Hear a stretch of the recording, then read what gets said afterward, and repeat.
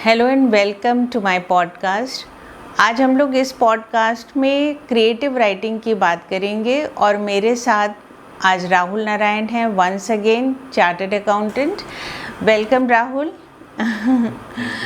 तो इस पॉडकास्ट में हम लोग बात करेंगे अपनी राइटिंग जर्नी के बारे में। मैंने बुक्स लिखी हैं, मैं एक पेरेंटिंग ब्लॉगर भी हूँ, तो अपनी वेबसाइट में मैं ब्लॉग्स लिखती हूँ, स्टोरीज़ लिखती हूँ। और राहुल ने भी बुक्स लिखनी स्टार्ट करी है, 2 बुक्स पर काम कर रहे हैं। तो हम लोग कोई बॉर्न राइटर नहीं है, ना कोई ऐसा एक्सपीरियंस है, ना कोई ऐसी फॉर्मल एजुकेशन है। बस लिखने का मन हुआ और हम लोगों ने स्टार्ट कर दिया। तो इस जर्नी के बारे में हम लोग आपसे इसलिए शेयर कर रहे हैं कि बहुत से लोग लिखने की सोचते हैं लेकिन उनको ये नहीं क्लियर होता है कि कैसे इसको शुरू करें। तो हम लोग इसमें ये बताएंगे कि बिना किसी एक्सपीरियंस के हम लोगों ने इसको कैसे शुरू किया, और मैंने तो ख़त्म भी किया, राहुल की अभी चल रही है। सो राहुल, तुमने अभी स्टार्ट किया है। राहुल, सबसे पहले हम ये जानना चाहेंगे कि तुमने जो स्टार्ट करा है उसके पीछे रीज़न क्या है, क्यों तुम लिखना चाह रहे हो? तो मुझे रीडिंग का हमेशा से शौक़ था, मतलब बचपन से मुझे रीडिंग का शौक़ रहा है। जब भी आपने भी जो मतलब टॉय से ज़्यादा मुझे बुक्स परचेज़ करवाती थी और फिर मेरा भी इंटरेस्ट हो गया, तो हमेशा से लिखने का मन था। फिर वो वन फाइन डे होता है कि अच्छा चलो स्टार्ट कर देते हैं, तो स्टार्ट कर दिया है लिखना। और बस यही था एक रीज़न कि लिखना हमेशा से चाहता था, अब स्टार्ट कर दिया लिखना। और प्लान है कि वो कंटिन्यूसली ही लिखता रहूं, और उसको शुरुआत में सॉर्ट ऑफ सेल्फ पब्लिश करने का प्लान है। और एक बार वो हो जाता है, एक इनिशियल सक्सेस मिल जाए, थोड़ी ऑडियंस बन जाए, और जब मुझे थोड़ा फील हो कि मेरी राइटिंग कैपेबिलिटी एक लेवल पे आ गई है जहाँ मैं कहता हूँ कि एटलीस्ट मैं बिगिनर लेवल को मैं क्रॉस कर जाऊँ, उसके बाद एक बार देखेंगे कि उसके बाद कैसे अप्रोच करना है, इसको कैसे पब्लिश कराना है किसी रेप्यूटेड पब्लिशर के थ्रू। लेकिन अभी प्लान है कि सोशल मीडिया, यूट्यूब और इन सब प्लेटफॉर्म्स को यूज़ करके मैं लिखूं और उसको रिकॉर्ड भी करूं in the form of an audio book. और बस यही प्लान है। एक तरह से जर्नी स्टार्ट कर दी है, मैंने कहा कि स्टार्ट कर दें, वो इम्पोर्टेंट है। तो राहुल, जब तुमने ये लिखना शुरू किया, तुम्हें शौक़ था, ये मुझे क्लियर है कि पढ़ने का बहुत शौक़ था, लेकिन लिखते हुए मैंने कभी नहीं देखा था। लेकिन तुमने अब लगा तुम्हें कि नहीं, लिखना है। तो जब ये शुरू किया लिखना, तो क्या कुछ चैलेंजेस फील हुए? कहीं कुछ तुम्हें लगा कि पढ़ना अलग चीज़ है और लिखना अलग चीज़ है? कोई ऐसे चैलेंजेस तुमने फेस करे लिखते समय? चैलेंजेस की बात करें तो मुझे नहीं लगता कि वो मेजर चैलेंज फेस किया, लेकिन सॉर्ट ऑफ एक मेंटल रोड ब्लॉक ज़्यादा हो जाता है आई गेस पहली बुक स्टार्ट करते समय। कि कई बार हुआ स्टार्ट किया कोई आइडिया को, थोड़ा सा लिखा 5 पेजेस 10 पेजेस, फिर लगा कि उतना अच्छा आइडिया नहीं है, फिर छोड़ दिया, या कभी उसको फिर रिवाइज़ किया, फिर स्टार्ट किया। तो आई थिंक ये अगर चैलेंज की बात करूं, जो कि बहुत छोटा सा चैलेंज है, बस ये होता है कि मेंटल रोड ब्लॉक होता है। तो आई बिलीव जो मैं रियलाइज़ कर रहा हूं कि एक बार लिख लेना चाहिए, चाहे वो कैसा भी लगे। मतलब ऑब्वियसली वर्क करना चाहिए कि आइडिया अच्छा हो, राइटिंग एबिलिटी अच्छी हो, लेकिन वो भी एक लिमिटेशन है कि फ़र्स्ट टाइम राइटर कितना अच्छा हो सकता है। ज़्यादा इम्पॉर्टेंट है कि उसको कंप्लीट कर दें।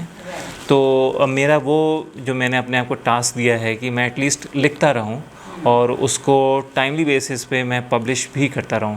इनफैक्ट जो मेरा प्लान है कि क्योंकि मैं ट्रेडिशनल पब्लिशिंग रूट से नहीं जा रहा हूं, मेरा जो प्लान है कि जो हमारी जो सोशल मीडिया है, जैसे कि स्पेशली मैं जैसे यूट्यूब की बात करूं, तो मेरा प्लान है कि मैं उसको सीरियलाइज्ड फॉर्म में पब्लिश करूं। तो आपने बुक्स लिखी हैं, आपने कितनी 2 बुक्स लिखी हैं? 2 बुक्स लिखी हैं और प्रॉपर वो पब्लिश्ड भी हैं। अच्छा, तो इसमें एक इंग्लिश में है और एक हिंदी में है। तो दोनों लैंग्वेज में ही की है। और जो एक इंग्लिश में यानी अजिता जो है हमारी, उसको मैंने हिंदी में भी ट्रांसलेट किया है। अच्छा। बल्कि वो ट्रांसलेशन ना कहें, उसको हमने फिर से लिखा है। तो दोनों लैंग्वेजेस में दोनों बुक्स हैं। इनफैक्ट जो दूसरी बुक है वेलकम ज़िंदगी, वो भी मैं इंग्लिश में ला रही हूँ। अच्छा। उसमें टाइम लगेगा, लेकिन हाँ वो भी आ जाएगा। अच्छा। और जैसे कि मैं पेरेंटिंग ब्लॉग्स लिखती हूँ, तो उसकी भी मैंने एक बुक कंपाइल की है। अच्छा, वो भी ब्लॉग्स की ही, उसको भी बुक के फॉर्मेट में करा हुआ है। वो भी इंग्लिश में भी है, हिंदी में भी है, क्योंकि मेरी वेबसाइट इंग्लिश और हिंदी दोनों में है। तो इस तरह से इतनी बुक्स मेरी ऑलमोस्ट कंप्लीट हैं। और इसके अलावा कुछ शॉर्ट स्टोरीज भी लिखी हैं। अच्छा। जो वेबसाइट में ही है हमारे पब्लिश है, मैंने कहीं और उसको पब्लिश नहीं किया है। अच्छा। बेसिकली अपनी ही वेबसाइट में अभी उसको पब्लिश कर दिया है। तो इसमें आपको जब शुरुआत की जर्नी राइटिंग की, तो क्या लर्निंग रही या क्या चैलेंजेस रहे हैं, स्पेशली जब बिल्कुल बिगनर थी आप? तो एक्चुअली मुझे राइटिंग का एक्सपीरियंस नहीं था, क्योंकि मैंने रीडिंग भी कम बुक्स की हुई थी, पढ़ी थी बुक्स। और एक टाइम पर जब मैंने एल्केमिस्ट पढ़ी थी, तो मुझे उस बुक को पढ़ के इतना इंस्पिरेशन मिला कि मुझे लगा कि कभी मौका मिला तो मैं भी लिखूंगी। अच्छा। तो उसको ही सोच के दिमाग में रख के मुझे था कि मैं अपने व्यूज़ अगर लोगों के सामने लाना चाहती हूँ तो एक अच्छी राइटिंग के फॉर्म में, एक बुक के फॉर्म में लाएं। और अजिता का ऐसा हुआ कि मेरी मदर इन लॉ नहीं जब रही, तो मुझे था कि मैं कुछ डेडिकेट करूं उनको, तो क्यों ना उन्हीं के ऊपर बुक लिख दी जाए। तो उनकी लाइफ के जो इंसिडेंट्स थे उनसे इंस्पिरेशन लेके ये बुक लिखी, जिसमें कुछ रियल भी हैं लेकिन बहुत कुछ फिक्शनल भी है। तो इस तरह से चूँकि मैंने जब फर्स्ट बुक लिखी और किसी के लाइफ से मुझे इंस्पिरेशन था, तो मुझे आइडियाज़ की कमी नहीं थी। अच्छा। अक्सर न्यू जो बिगनर राइटर्स होते हैं, वो जब कोई स्टोरी सोचते हैं दिमाग में और वो लिखना स्टार्ट करते हैं, तो कुछ दिनों बाद उनको ऐसा लगता है कि उनकी स्टोरी ख़त्म हो गई, या इसमें हम और क्या डालें। लेकिन चूँकि मेरी स्टोरी एक लाइफ पर थी बेस, जिनके साथ इतने रियल में इंसिडेंट्स थे और मुझे सब मालूम था वो, तो मुझे उसकी दिक्कत नहीं हुई। तो मुझे लगता है कि एक मेरा सजेशन होगा कि जो बिगिनर राइटर है और उसको ऐसी प्रॉब्लम अगर आ रही है कि थोड़ा लिखने के बाद उसको लगता है कि अब क्या लिखें, तो कुछ रियल स्टोरीज लिखें। और पहले स्टोरी से भी स्टार्ट कर सकते हैं। शॉर्ट स्टोरीज जल्दी ख़त्म हो जाती हैं, तो जब वो ख़त्म हो जाएंगी तो उनको लगेगा कि एक कॉन्फिडेंस आ रहा है लिखने का। तो मुझे लगता है वैसे लिखना चाहिए बिगनर को। और जो भी लिखें, अगर रियल इवेंट्स पे लिखेंगे तो वो उनका बिगनिंग भी होगी, एंड भी हो जाएगा, और इस तरह से वो सेल्फ लर्निंग हो जाएगी। तो मुझे लगता है वो मेरे लिए बहुत अच्छा डिसीजन था कि मैंने एक रियल स्टोरी को लिखा पहले। यस, रियल लिखने से एक तरह से प्लॉट जो बनाना पड़ता है, तो सॉर्ट ऑफ थोड़ा प्लॉट तो बना ही हुआ है, क्योंकि आपको इवेंट्स मालूम है, की इवेंट्स मालूम है, बट उसको इंटरेस्टिंग कैसे बनाएं, क्योंकि मोस्टली लोगों की लाइफ इतनी एंटरटेनिंग तो होती नहीं है कि वो एक फिल्म या नॉवल बन जाए, तो उसमें कैसे कुछ ना कुछ तो चेंजेस करने पड़ते होंगे। बिल्कुल, क्योंकि हम लोग तो ऑडियंस के लिए बना रहे हैं, अपने कंजम्पशन के लिए तो है नहीं ये। तो ऑडियंस तभी पढ़ेगा जब उसको मज़ा आएगी। और मज़ा कैसे आती है? जब कहीं कॉन्फ्लिक्ट होता है। मैंने एक बार यही सोचा कि नॉवेल में और रियल लाइफ में क्या फ़र्क है। रियल लाइफ में हम कोई कॉन्फ्लिक्ट नहीं चाहते हैं, होना ही नहीं चाहिए, बिल्कुल पीसफुल होना चाहिए लाइफ को। लेकिन नॉवेल में कॉन्फ्लिक्ट बहुत ज़रूरी है। क्योंकि अगर कोई कॉन्फ्लिक्ट नहीं है तो आपको मज़ा आ ही नहीं सकती। मेरा ऐसा मानना है, मे बी कि मैं गलत हूँ इसमें। जो भी नॉवेल्स होती हैं बिना कॉन्फ्लिक्ट के, आई थिंक जो मैं भी सीख रहा हूँ, कॉन्फ्लिक्ट इस जो हर स्टोरी का, हर नॉवल का, हर बुक का सबसे इम्पोर्टेंट पार्ट होता है। कोई भी ऐसी फिल्म नहीं होगी, कोई भी ऐसी नॉवल नहीं होगी जिसमें कॉन्फ्लिक्ट ना हो। तो यस, तो मुझे लगता है कि अगर हम हर इवेंट को एक कॉन्फ्लिक्ट से जोड़ सकते हैं तो वो ऑडियंस को मज़ा आता है। उसको ये नहीं चाहिए कि उसका जो हीरो है या हीरोइन है उसको हर चीज़ बहुत ईजिली मिल जाए। अगर वो स्ट्रगल नहीं कर रहा है, परेशान नहीं हो रहा है, तो फिर उसको उसका अचीवमेंट अच्छा नहीं लगता है कि इसको तो सब कुछ मिल गया। तो वो चीज़ हमको ध्यान में रख के उस कैरेक्टर को बनाना पड़ता है कि वो कहीं ना कुछ स्ट्रगल करे, कहीं किसी परेशानी में फंसे और फिर वो ठीक भी हो जाए। तो एक मुझे लगता है एक मेजर प्लॉट होता है जो कहानी को बिगनिंग टिल एंड लेके जाता है, और बीच बीच में उसके कुछ सब प्लॉट्स होने चाहिए, थोड़ी थोड़ी स्ट्रगल होनी चाहिए जो हो भी और ख़त्म भी हो जाए, ताकि इंटरेस्ट हम पूरी नॉवेल में उसका बना के रखें। कहीं कुछ ऐसी चीज़ें होनी चाहिए जो ऑडियंस को लगे कि अब क्या होगा। राइट। तो एक तो सेंट्रल कॉन्फ्लिक्ट हो गया, जिससे एक सॉर्ट ऑफ एक बुक सेल की जाएगी, या मेजर चीज़ इसमें ये होगी कि how will this conflict resolve. तो शायद उस वजह से वो जो बायर है वो बुक को ख़रीदेगा, या वो क्वेश्चन शुरुआत में रेज कर दिया जाएगा। But even with in chapters या हर चैप्टर में थोड़ी सी कॉन्फ्लिक्ट होनी चाहिए, या at least every couple of chapters conflict होनी चाहिए। हाँ, बिल्कुल होनी। अगर हर चीज़ हर चैप्टर में आराम से हो रही है, कहीं कुछ नहीं हुआ, तो फिर ऑडियंस को मज़ा नहीं आएगी। वही तो हम लोग देखना चाहते हैं। हम लोग फिल्म में भी क्या देखते हैं कि उसका स्ट्रगल क्या है, उसने कैसे इस चीज़ को पाया। अगर मान लीजिए किसी को आराम से कोई चीज़ मिल जा रही है तो सुनने वाले को क्या मज़ा आएगा। हम लोग को स्ट्रगल स्टोरीज ही अच्छी लगती हैं। तो मुझे लगता है ये थ्रू आउट ध्यान रखना है कि हमारे सेंट्रल कैरेक्टर और बाकी कैरेक्टर्स को भी चीज़ें बहुत आसानी से नहीं मिलें। तो मुझे लगता है इसका ध्यान ज़रूर रखना चाहिए कि हम हर चीज़ उसको बहुत आसानी से ना प्रोवाइड कर दें। तो वो रियल में अगर मिली भी हैं तो भी हमको, अगर हम नॉवेल लिख रहे हैं उस पर, तो हमें वहाँ पे कुछ ट्विस्ट डालने पड़ेंगे, कुछ उसमें प्रॉब्लम क्रिएट करनी पड़ेगी। तो कॉन्फ्लिक्ट पे ही जैसे बात करते हैं कि कॉन्फ्लिक्ट सबसे इम्पॉर्टेंट पार्ट हो जाता है एक नया राइटर को सीखना भी, और ये भी क्रिएट भी करना कॉन्फ्लिक्ट की क्या ऐसी इंटरेस्टिंग कॉन्फ्लिक्ट मैं सोचूं अपने कैरेक्टर्स के लिए। क्योंकि जितनी अच्छी कॉन्फ्लिक्ट होगी, या जैसे कहते हैं फिल्म्स में जितना अच्छा विलन होगा उतनी अच्छी फिल्म होगी। वैसे कहते हैं ना, जैसे जितना अच्छा हीरो जितना अच्छा हीरोइन, बट जो हम लोग डिस्कस भी करते हैं, जितना अच्छा विलन होगा उतनी अच्छी फिल्म होगी। तो वही चीज़ कॉन्फ्लिक्ट के लिए भी है कि कैसे वो हीरो उसको अचीव कर पाएगा या हीरोइन अचीव कर पाएगी। रियलिस्टिक भी होना चाहिए। आप ऐसी कोई अनरियलिस्टिक चीज़ें भी ना डाल दें कि वो ऑडियंस उससे कन्विंस ना हो।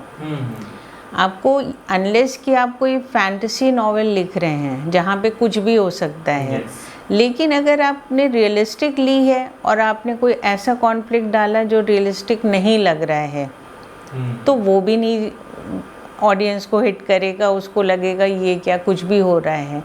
तो वही एक स्किल है मुझे लगता है अच्छी नॉवेल की, कि आप ऑडियंस को कैसे बांधे रख सकते हैं अपने साथ में। क्योंकि नॉवेल लोग जनरली ले तो लेते हैं लेकिन पूरी ख़त्म नहीं करते हैं, बीच में छोड़ देते हैं। तो वो कहीं ना कहीं कुछ बोर्डम आने लगता है, तो वहीं पे नॉवेल फिर रुक जाती है। तो ये ध्यान रखना बहुत इम्पोर्टेंट है कि ऑडियंस का इंटरेस्ट कहीं भी ख़त्म ना हो, उसको हर समय क्यूरियोसिटी रहे कि अब नेक्स्ट क्या होने वाला है। बट जो रियल लाइफ से इंस्पायर्ड होती है स्टोरी, उसमें ये ज़्यादा डिफ़िकल्ट नहीं होता है कि ये कॉन्फ्लिक्ट क्रिएट करना। क्योंकि कॉन्फ्लिक्ट कितने हो सकते हैं, कुछ मैरिज रिलेटेड हो जाएंगे, कुछ मनी रिलेटेड हो जाएंगे। तो जो रियलिस्टिक नॉवल लिख रहे हैं, मतलब क्या कुछ आसान है रियलिस्टिक लिखना, या ज़्यादा मुश्किल है as compare to let's say बिल्कुल फिक्शनल स्टोरी बनाना? एक्चुअली ऑटोबायोग्राफी अगर कोई लिख रहा है तो वहाँ तो वो अनरियल तो ले नहीं सकता है, उसको तो रियलिस्टिक ही लेना पड़ेगा। वहाँ पर वो कैसे वो लिखेगा वो उसके ऊपर डिपेंड करता है। पर अगर फिक्शन ले रहे हैं तो उसमें तो काफ़ी स्कोप रहता है। आप डे टू डे भी बहुत सारे चीज़ों को क्रिएट कर सकते हैं, रोज़ में ही हो सकते हैं। हम लोग जैसे डेली लाइफ में देखते हैं कुछ ना कुछ होता रहता है। आपने सोचा घर में सब ठीक है, अब तो बिल्कुल आराम है, और कहीं कोई चीज़ हो जाती है। तो इसी तरह से नॉवेल में भी क्रिएट हो सकता है कि अगर हम सब कुछ स्मूथ दिखाते रहेंगे तो फिर ऑडियंस उसमें नहीं, उसमें अपने को इन्वॉल्व कर पाएगी। तो वो तो क्रिएट करना पड़ेगा थोड़ा सा। जो सेकंड नॉवेल थी आपकी वो भी क्या रियल लाइफ से किसी से इंस्पायर्ड थी या वो फिक्शनल? नहीं, वो फिक्शनल ही थी। वो कॉन्सेप्ट एक है मेरे पास, हाँ। लेकिन उस कॉन्सेप्ट से रिलेटेड लोग नहीं है कि जिनसे मैं जोड़ सकूं। हर कैरेक्टर किसी ना किसी से इंस्पायर्ड तो होता है, लेकिन ऐसी कोई स्टोरी नहीं है जो कि मैंने उसको लिया हो। बस उस कॉन्सेप्ट को मैंने एक स्टोरी का फॉर्म दिया। अच्छा। तो वो चूँकि फर्स्ट नॉवेल लिख चुके थे तो वो एक एक्सपीरियंस आ गया था कि नॉवेल कैसे लिखी जाती है। तो इसलिए वो लिखने में भी उतनी मुझे कोई ख़ास प्रॉब्लम नहीं हुई। इवेंट्स क्रिएट करते चले गए और होते चले गए। एक्चुअली इस स्टेज में आके लाइफ में बहुत सारे इवेंट्स देखे होते हैं, तो वही स्टोरीज आ जाती हैं और कैरेक्टर्स फिक्शनल होते हैं, लेकिन होती तो रियलिस्टिक ही इवेंट्स हैं। तो वो ऐड होते चले गए और वो बन गई। जिन्होंने पढ़ा उनको अच्छी लगी। हाँ, नहीं अच्छी बुक्स हैं। इनफैक्ट वो दिखाई पड़ी ये दोनों बुक्स हैं। यही दोनों बुक्स हैं। तो ये किस राइटर से आपने, जैसे आपने अल्केमिस्ट का नाम लिया कि पौलो कोएल्हो की अच्छी लगी, और कौन से राइटर्स? और प्रेमचंद जी। प्रेमचंद, उनकी शुरू से पढ़ी हमने बुक्स। हम लोग के टेक्स्ट बुक्स में भी होती थी स्टोरीज। अच्छा। तब भी बहुत अच्छी लगती थी और बाद में भी पढ़ी, उनकी नॉवेल्स भी पढ़ी। तो वो उनकी नॉवेल्स में या तो कॉमेडी होती थी या ट्रेजेडी होती थी?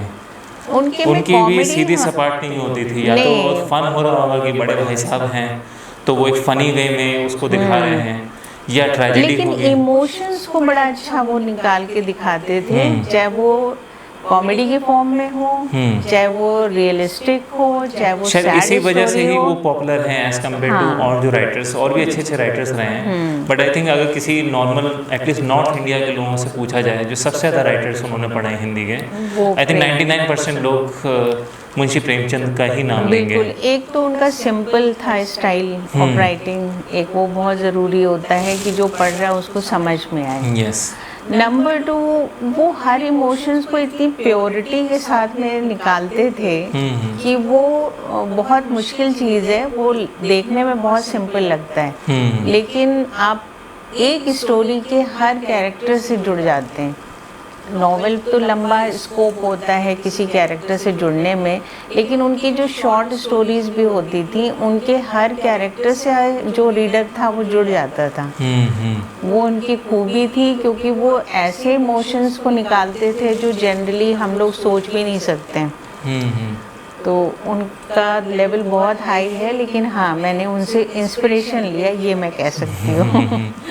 नहीं, वो तो है, इंस्पिरेशन तो इसी तरह के जो ग्रेट राइटर्स होते हैं उनसे हम लोग लेते हैं। सीखा जाता है, वहीं से सीखते हैं, उनकी तरह बनने की कोशिश करते हैं, तो उससे अपना इम्प्रूवमेंट होता है। तो कैसे राइटिंग स्टाइल, कैसे, जैसे फॉर एग्जांपल मैं अब लिख रहा हूँ नॉवेल, तो उसमें क्या सजेशंस हैं कि फॉर एग्जांपल राइटिंग को कैसे इम्प्रूव करें कि क्वालिटी ऑफ राइटिंग बेटर हो, या अभी उस पर फोकस नहीं करना चाहिए, इमोशंस पे ज़्यादा करना चाहिए? इमोशंस पे करना चाहिए, जो मैंने किया। यस। मुझे लगता है कि राइटिंग शायद प्रैक्टिस करते करते अपने आप इम्प्रूव होती है। पहले हम लोग को इमोशंस पे ध्यान देना चाहिए। अगर हम उन इमोशंस को दिखा पाए और ऑडियंस उसको फील कर पाया, तो वो राइटिंग स्टाइल मुझे लगता है वो अच्छी हो गई। अगर आपने अपनी बात से अपने इमोशन दूसरे तक पहुंचा दिए, तो वही तो चाहिए राइटिंग में। अब आप उसको कितनी क्रिएटिविटी के साथ लिखते हैं वो धीरे धीरे आ जाता है, क्योंकि कोई भी चीज़ एक बार में नहीं आती है। तो अगर प्रेमचंद जी की राइटिंग क्वालिटी देखें तो राइटिंग उन्होंने अच्छी लिखी, लेकिन ऐसा भी नहीं है कि उन्होंने बहुत जैसे कि टॉलस्टॉय वगैरह की हम लोग पढ़ते हैं, वैसा नहीं है उनका।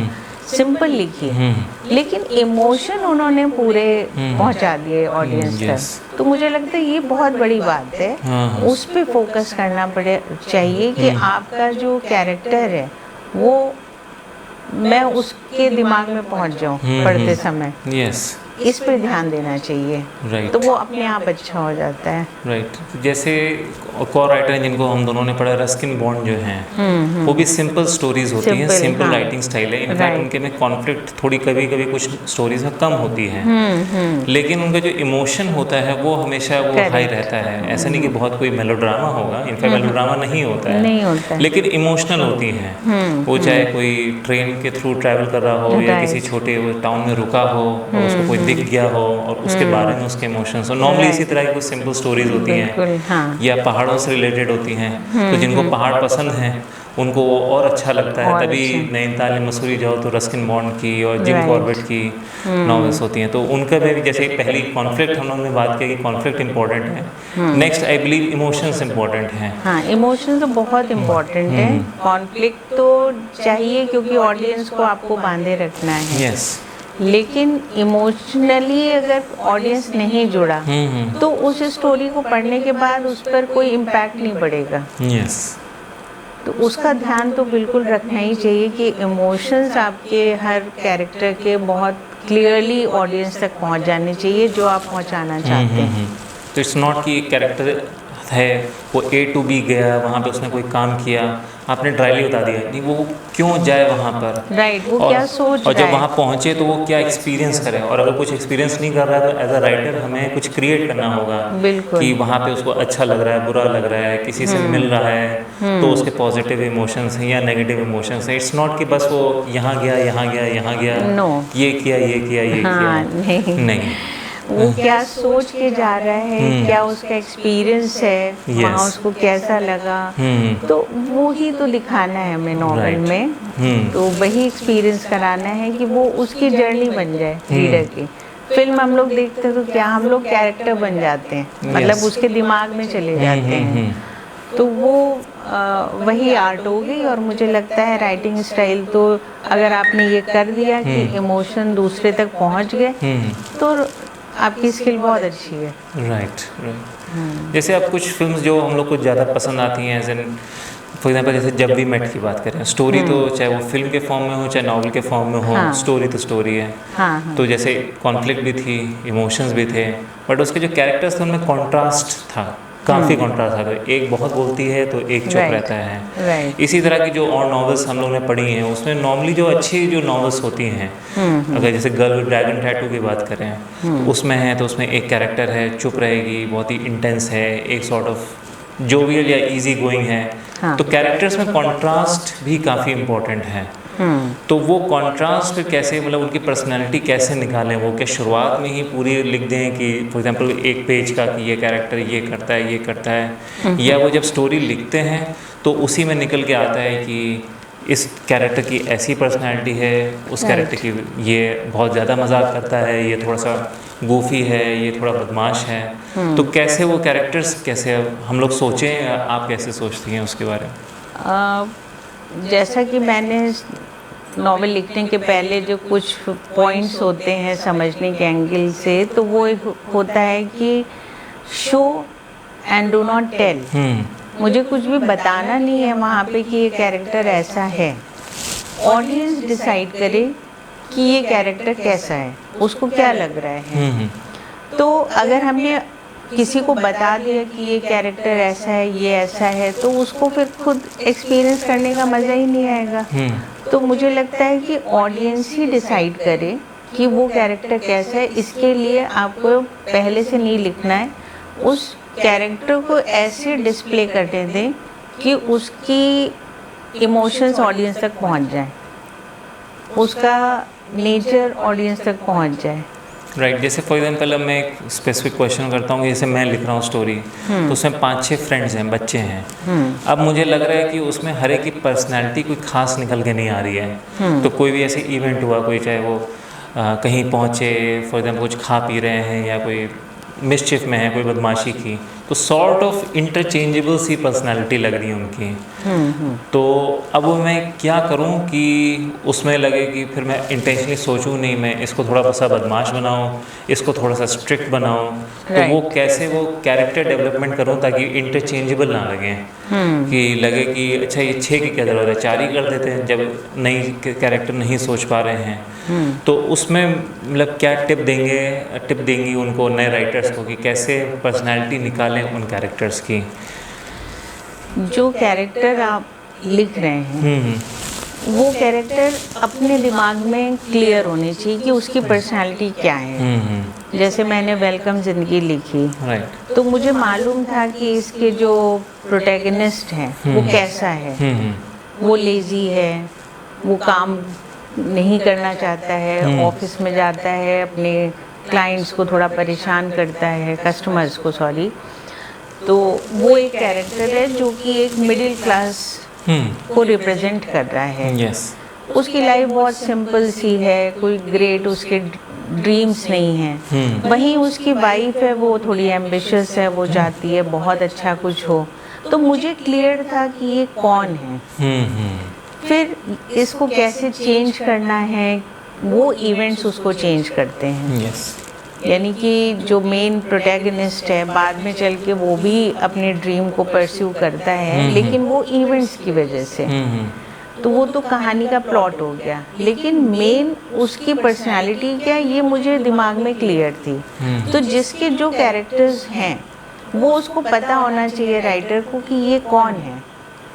ये क्या बहुत बहादुर है, या बहुत डरपोक है, ये कंजूस है, या ये शरारती हैं, ये बहुत क्वाइट है। मतलब वो कैरेक्टर रियल से उनको जोड़ लेना चाहिए और अपने दिमाग में बिल्कुल इमेज क्लियर कर लेनी चाहिए कि ये मेरा कैरेक्टर ऐसा है। तो जब खुद पता होगा तो वो किसी पर्टिकुलर इवेंट में कैसे बिहेव करेगा वो भी राइटर को पता होगा। सपोज कोई कंजूस है और कोई पार्टी होने जा रही है और सबको कंट्रीब्यूट करना है, तो जो कंजूस है उसको पैसे देगा तो बहुत, लेकिन खलेगा उसको देना। तो ये राइटर को मालूम है। तो उसका जो सोच रहा है, जो एक्सपीरियंस कर रहा है उस समय, वो राइटर बता पाएगा कि उसको अगर अपनी पॉकेट मनी से पैसे निकाल के देने पड़ रहे हैं तो उसको कितना खल रहा है। और वो बहुत पर्टिकुलर रहेगा कि ये पैसे सारे खर्ची हो जाएं, ऐसा ना हो कि जो इसका लीडर है वो कुछ पैसे रख ले। और कोई होगा जिसको शक होता होगा, उसको ये लगेगा कि अच्छा ये तो हो सकता है कि पैसे मार दे हमारे। तो वो हमेशा ध्यान रखेगा कि ये कहाँ खर्च हुए, कितने हुए। तो ये जब राइटर को मालूम होता है तो वो उसी तरह से वो हर जगह कैसे बिहेव करेगा वो लिख देगा। तो एक बार शुरुआत में ही तरह से पर्सनालिटी, बेसिक ट्रेड्स जो हैं, बेसिक ट्रेड्स वो लिख लेने चाहिए। कि कोई केयरलेस हो सकता है कैरेक्टर, कोई बहुत ही ज़्यादा पंक्चुअल हो सकता है, वो इरिटेट हो उस केयरलेस कैरेक्टर की वजह से।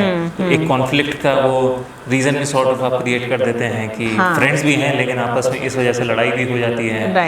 एक बहुत खर्चा करता है, एक बिल्कुल ही ज़्यादा वो पैसे बचा के रखता है। और जैसे रियल में होता है कि हम लोग पूरी तरह से सही या गलत नहीं होते हैं। तो ये सभी के साथ होता है। तो अगर कोई कंजूस है तो हम सोचेंगे कि सारे नेगेटिव ट्रेट्स होंगे, उसमें ऐसा नहीं है। वो हो सकता है बहुत अच्छा स्कॉलर हो, वो बहुत ओबीडियंट हो, लेकिन कंजूस है। जो शक्की है वो हो सकता है कि नॉटी भी हो।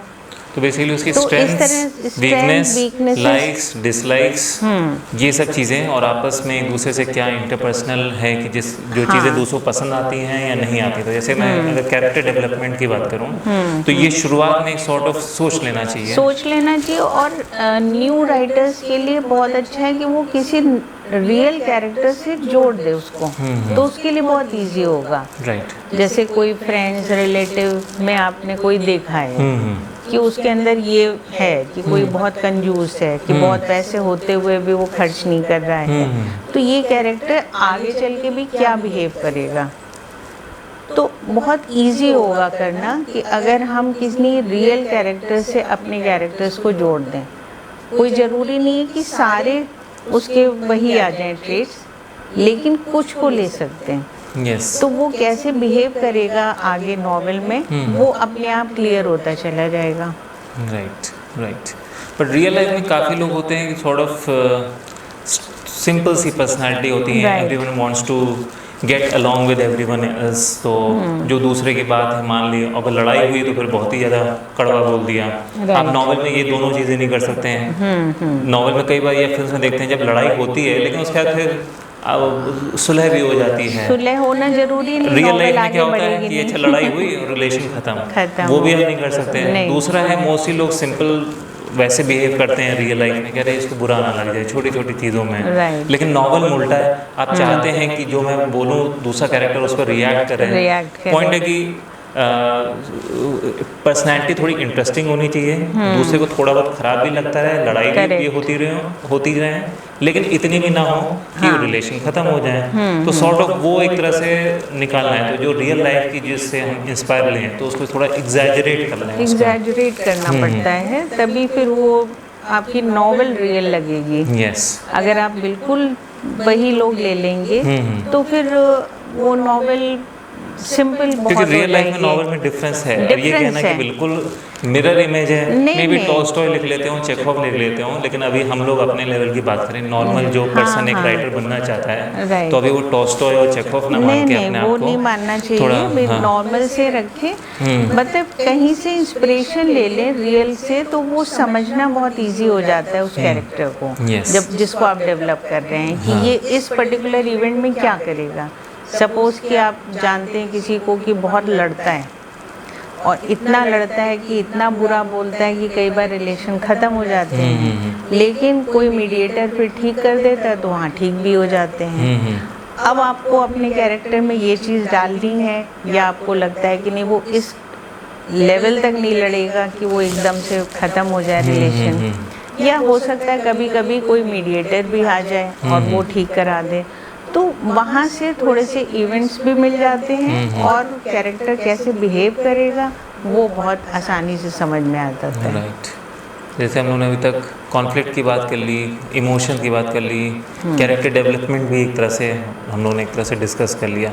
ये सबसे आई बिलीव इम्पॉर्टेंट चीज़ें हैं। हाँ। अब जैसे मैं एक बार पढ़ रहा था, जॉन ग्रिशम ने बोला था वही राइटिंग स्किल पे कि कई लोगों की शुरुआत अच्छी होती है और एंड अच्छा होता है, वो बीच में फंस जाते हैं। Right. कि बीच में आके स्टोरी लैग कर जाती है कि अब कहीं ना यहाँ जा रही ना वहाँ जा रही है। एंड भी ठीक होगा, एंड भी उन्होंने सोच रखा है, शुरुआत तो मोस्टली लोग ठीक कर ही लेते हैं। Right. बीच में वो उसके इवेंट्स लिखना भूल जाते हैं। करेक्ट। तो जितना मुझे लिमिटेड मालूम है वो काफ़ी अपनी प्लॉटिंग पे काम करते हैं जो जॉन ग्रिशम है। तो अब आपने क्या ये कुछ इस तरह कुछ फेस किया, या ये दूसरे करें तो उसके लिए कैसे इंश्योर करें कि बीच के इवेंट्स भी उतने ही इंटरेस्टिंग हों जितने कि एंड की और शुरुआत के हैं? जो मैंने किया तो एक तो मुझे स्टोरी क्लियर थी, जो मैंने बताई प्लॉट पे फिर काम करेंगे, प्लॉट केवल लिख लें। हाँ। शुरुआत से एंड तक का, चाहे वो 5 पेज के अंदर ही लिख लें कि ये होगा कि लेट्स से कि 20 चैप्टर्स होंगे, चैप्टर 1 to 5 में ये इवेंट्स कवर किए जाएंगे, 5 to 10 में ये किए जाएंगे। ऐसा ना हो कि बस शुरुआत और एंड सोच के रखा है और बस लिखना शुरू कर दिया, और फिर जब बीच में पहुंचे तो समझ नहीं आ रहा है, फिर खुद ही सोच के बना रहे हैं, अच्छा अब ये करा देते हैं, अब ये करा देते हैं। तो इसका मतलब क्या शुरुआत में प्लॉट लिख लेना चाहिए? शुरुआत में बहुत टाइम नहीं लगाना चाहिए प्लॉट में। अच्छा। क्योंकि जब आप लिखना, मेरा अपना एक्सपीरियंस हम बता रहे हैं, क्योंकि मैंने तो कॉन्सेप्ट था सेकेंड नॉवेल में, एक कॉन्सेप्ट था और मुझे उसको डेवलप करना था, तो कोई रियल कैरेक्टर वो तो था नहीं मेरे दिमाग में, तो मैंने ऐसा कोई प्लॉट नहीं बनाया। मुझे ये दिखाना था, एक सेंट्रल थीम थी स्टोरी की, वो तो होती ही है। उसके बाद उस कैरेक्टर के बारे में मुझे बिल्कुल क्लियर था कि ये कौन है, कैसा है। अब इसको मुझे चेंज भी करना है, क्योंकि मेरी थीम ऐसी है कि एंड में वो कुछ और बन जाएगा, तो अपने आप तो बन नहीं जाएगा ना, कोई आके पढ़ाना शुरू करेगा तो वो बन जाएगा। कुछ इवेंट्स ही होंगे जो उसको चेंज करेंगे। इवेंट्स चेंज करने के लिए एक विलेन चाहिए, या फिर एक ऐसा ओपोनेंट होना चाहिए जिससे ये पर्सन चिढ़ता हो और उसकी बात उसको खराब लगे। तो ये मेरे दिमाग में था कि इस तरह से इसको डेवलप करना है। अब वो कैरेक्टर कौन हो सकता है, तो वो जब मैंने लिखना स्टार्ट करा, उसकी फैमिली के बारे में सोचा, धीरे धीरे वो दिमाग में आता गया कि ये कौन हो सकता है जो कि रियलिस्टिक भी लगे, क्योंकि कोई फ्रेंड नहीं हो सकता है जिसके साथ आप उठ बैठ रहे हैं, वो ऐसी बात बोल दे कि आपको इतना बुरा लग जाए कि आप बिल्कुल चेंज हो जाएं, वो रियलिस्टिक नहीं लगता है। तो कोई ऐसा होना चाहिए जिससे वो कंपटीशन फील करता रहा हो, तो वो ज़रूर है कि एक फैमिली मेम्बर होगा। तो इस तरह से सोच के मुझे लगा कि हाँ, अब उस फैमिली मेम्बर तक मुझे कैसे पहुंचना है, तो वहाँ से वो इवेंट्स आने लगते हैं कि इसको वहाँ तक कैसे पहुँचाएँ। तो वो अपने आप स्टोरी बढ़ती चली जाती है। और मुझे लगता है अगर हम शुरू में ही इतना सोचते तो मुझे लगता है मैं नहीं सोच पाती। जब लिखना शुरू किया और समझना शुरू किया कि इसको मुझे कैसे कैसे करवाना है और उसके लिए मुझे किन का सपोर्ट चाहिए, तो वो स्टोरी अपने आप से बढ़ गई। अगर प्लॉट बन सकता है तो बहुत अच्छी बात है, मैं इसको गलत नहीं मान रही हूँ कि प्लॉट लिखा है तो वो गलत है, वो अच्छी बात है। लेकिन कई बार जब आप लिखना शुरू करते हैं तो उस प्लॉट से आपका चेंज हो जाता है, क्योंकि आपको फिर कोई नया आइडिया आता है। तो लिखते समय ही तो एक नया आइडिया आता है। तो मुझे लगता है कि एक प्लॉट अगर किसी के दिमाग में है तो उतना लिख लें, पर उस प्लॉट को लिखने के लिए बहुत टाइम ना लगाए, क्योंकि जब आप लिखेंगे तो अपने आप से आइडियाज़ आएंगे, खुद ही वो लिखते चले जाएंगे। तो मुझे लगता है first draft and second draft तो स्टोरी को बढ़ाना चाहिए। और उसी से आइडिया निकलते जाते हैं और वो कन्विंसिंग होती जाती है। तो लिखते जाएं और बीच बीच में प्लॉट जो बन रहा है उसको अपना नेचुरली फॉर्म होने दें। हाँ, सेंट्रल थीम एक सोच लें, बस जैसे हाँ, एक पैराग्राफ में वो क्लियर होनी चाहिए माइंड में हमेशा। लेकिन उसके अंदर जो इवेंट्स आने हैं और कैसे वो स्टोरी मुड़ेगी, आगे बढ़ेगी, वो मुझे लगता है लिखते लिखते ही अपने आप जो आइडियाज़ आते हैं उसी से उसको बढ़ाना चाहिए। वो बड़ी नेचुरल फॉर्म में बढ़ती है, क्योंकि आप उस कैरेक्टर से जुड़ जाते हैं। तो वो कैसे बिहेव करेगा वो आपको खुद ही आइडिया दे देते हैं। तो क्या जैसे एक दो ड्राफ्ट आपने कहा ऐसे लिख दें, अभी प्लॉट पे ज़्यादा ना सोचें, तो कितने ड्राफ्ट्स एक राइटर को लिखने चाहिए, या आपने लिखे, या वो कैसे डिसाइड होता है कि ये फाइनल ड्राफ्ट है? इसका भी कोई रूल नहीं है मुझे लगता है। मेरा जो था वो था कि मैंने शुरू में एक लिखा तो उससे स्टोरी बढ़ गई और स्टोरी जाके कंप्लीट हो गई। तो मुझे लगा ये हो गया। अब इसको जब मैंने पढ़ा तो लगा नहीं, ये इवेंट्स उतने अच्छे नहीं लग रहे हैं या भी और इसको इम्प्रूव किया जा सकता है, तो सेकंड ड्राफ्ट लिख दिया। और ड्राफ्ट लिखते ही मैं इसको पढ़ाना शुरू कर देती हूँ।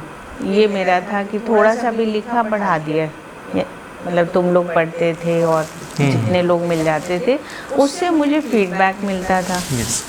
क्योंकि जो लिख रहे हैं वो ऑडियंस के लिए ही है, तो ऑडियंस सबसे अच्छा मुझे फीडबैक देगी कि हाँ ये ठीक लग रहा है, ये नहीं ठीक लग रहा है।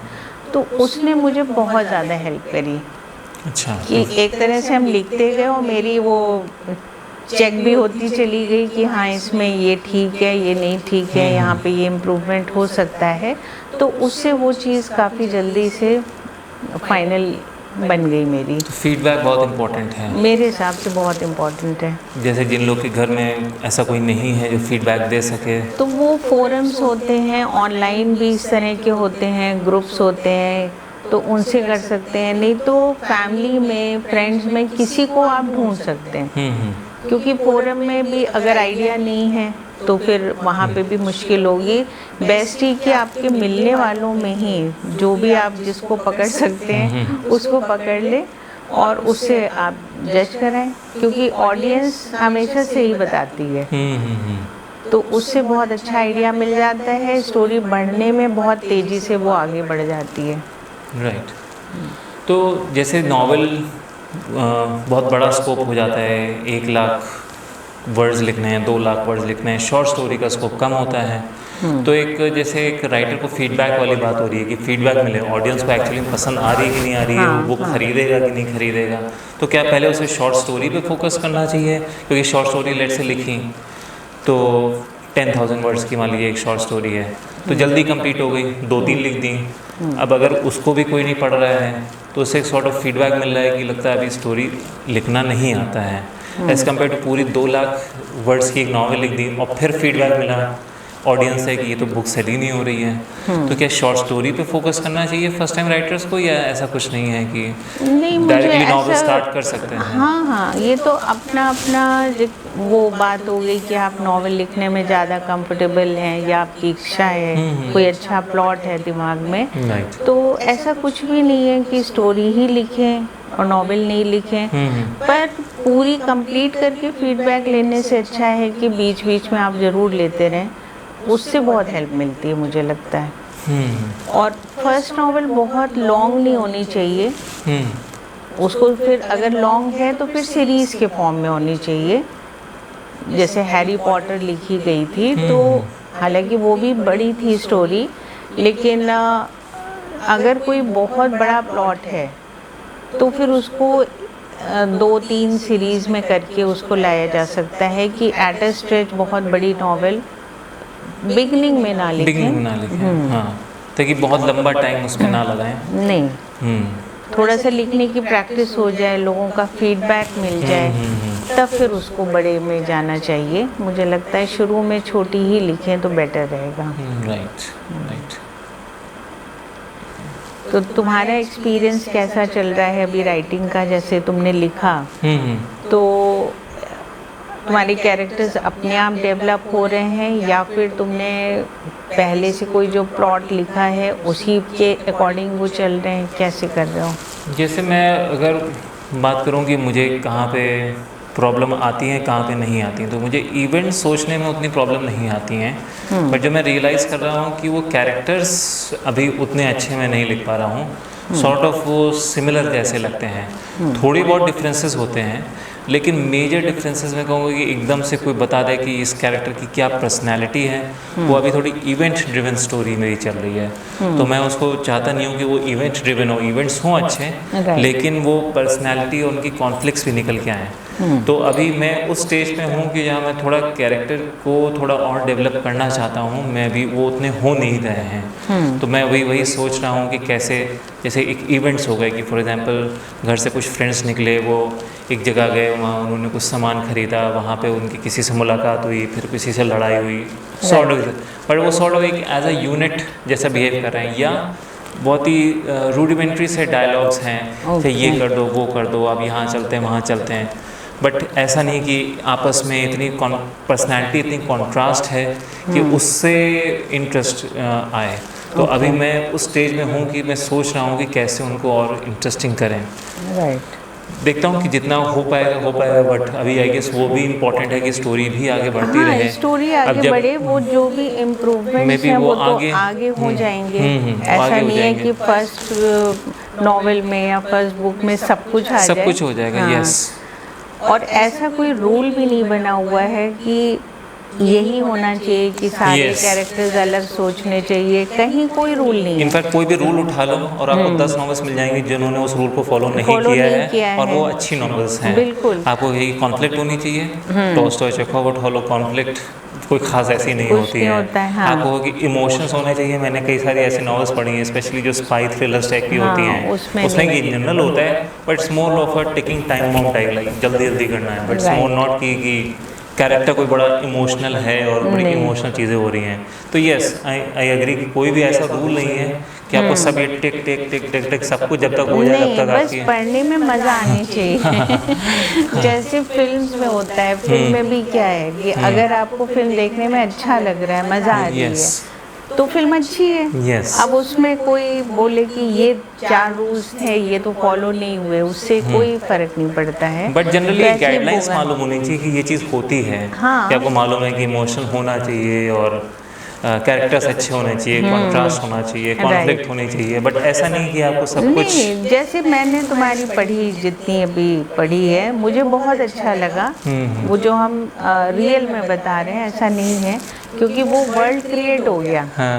वो जो तुम बताना चाह रहे हो वो वर्ल्ड मेरे दिमाग में क्रिएट हो गया, तो इसका मतलब है कि ऑडियंस के दिमाग में भी वो बनेगा।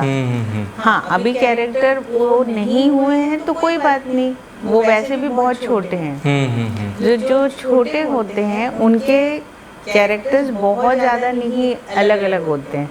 हाँ, छोटे बच्चों में। यस। तो मुझे वो अच्छी लगी है। तो Yes. उसको जैसे चल रही है उसको भी आगे बढ़ा के और लोगों का फीडबैक लो, Yes. उससे बहुत आइडिया यस लगेगा। वही प्लान है, ना? वही प्लान है कि अब करके उसको एक तरह से वही जो फीडबैक हो या मैं पब्लिश करना है वो उसमें जो बस वो भी फीडबैक ही वो होता है, feedback लोगों है। के कमेंट्स आएंगे और तो शुरुआत वो- में नहीं आएंगे वो भी मुझे क्लियर है। नहीं, तो ऐसा कुछ नहीं है कि एटलीस्ट कुछ आएंगे मंथ्स का नहीं। पेश नहीं, ऐसा ना हो कि जैसे मैं खुद को समझाता हूँ कि ऐसा नहीं कि डे 1 से पहला वीडियो जो गया उसमें आपके कोई मिलियन व्यूज़ आ जाएंगे, ऐसा कुछ नहीं होगा। बट हाँ वो पेशेंस होना चाहिए एटलीस्ट कपल ऑफ मंथ्स का। हाँ, कपल ऑफ writing, मंथ्स में भी अगर आपके लेट्स से व्यूज़ नहीं आ रहे हैं देन वो एक आपके लिए कॉल हो सकता है कि now is the time to improve, कि कहीं कुछ गड़बड़ हो रहा है या तो आप अपनी मार्केटिंग अपनी नहीं कर पा रहे हैं। जैसे यूट्यूब के टर्म्स में बात करें तो थंबनेल अच्छा होना चाहिए, टाइटल अच्छा होना चाहिए, चेयरफुल होना चाहिए, बहुत स्लो चीज़ें नहीं होनी चाहिए Right. वरना नहीं आएगा। और अगर नहीं आ रहे हैं व्यूज़ तो इसका मतलब है कहीं कोई मिस्टेक हुई है। राइट, तो यस, बट उसके लिए इम्पोर्टेंट है पहले जैसे पब्लिश होना शुरू हो पब्लिश होना, और उसी उसके से- बाद देखते हैं कि क्या रिस्पांस आता है। यस तो ठीक है, I wish you all the best. हाँ, और मुझे लगता है कि बुक बहुत अच्छी है और बच्चे और छोटे बच्चे जब पढ़ेंगे, नहीं मैं ऐसे फीडबैक नहीं देती हूँ, मैं जो भी देती हूँ बिल्कुल जेन्युइन होता है। तो वो बुक अच्छी बन रही है, उसको तुम जल्दी से जल्दी ऑडियंस के सामने लेके आओ और देखो फिर क्या होता है ना। और क्योंकि राइटिंग तो वैसे भी बड़ा पेशेंस का काम है, तो जो इस फील्ड में आना चाहता है वो पेशेंस ज़रूर रखे, क्योंकि स्लो प्रोसेस है लेकिन मिलती है, उससे रिटर्न मिलता है, आपको प्रेज़ मिलती है। तो जो शुरू करना चाहते हो ज़रूर शुरू करें। और इसी के साथ में हम लोग ये पॉडकास्ट अब ख़त्म करते हैं और जल्दी मिलेंगे राहुल की न्यू बुक के लॉन्च पर। So thank you so much for watching. Thank you. Thank you.